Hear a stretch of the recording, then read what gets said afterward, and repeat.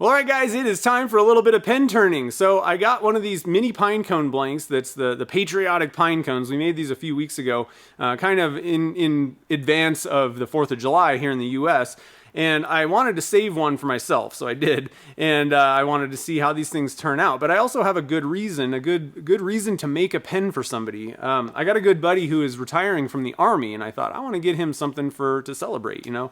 And he's a pen turner, so hopefully he'll enjoy this pen and like it. But I figured, what better, blank than a nice red, white, and blue patriotic blank.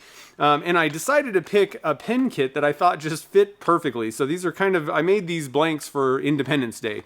And I actually found in my drawer, I have a Junior Independence pen kit that I picked up at Turner's Warehouse. So I thought that was kind of fitting because the blank obviously is kind of an Independence Day theme, but he's also kind of getting his independence from the Army.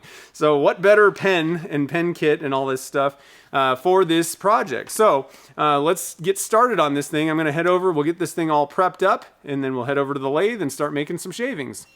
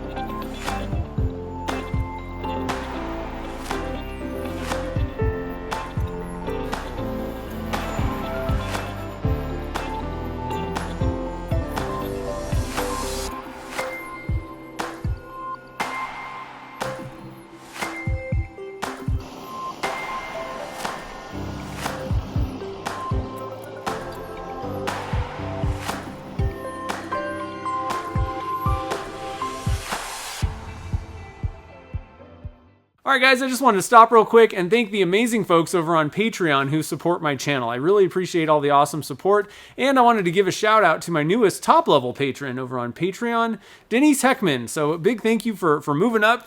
She was supporting at the initial level, and she moved up to the top level. So always appreciated, guys. I really appreciate all of the awesome support and the fun we have at the monthly hangout. So if you'd like to help support the show over on Patreon, you can do so at patreon.com/NVWoodworks.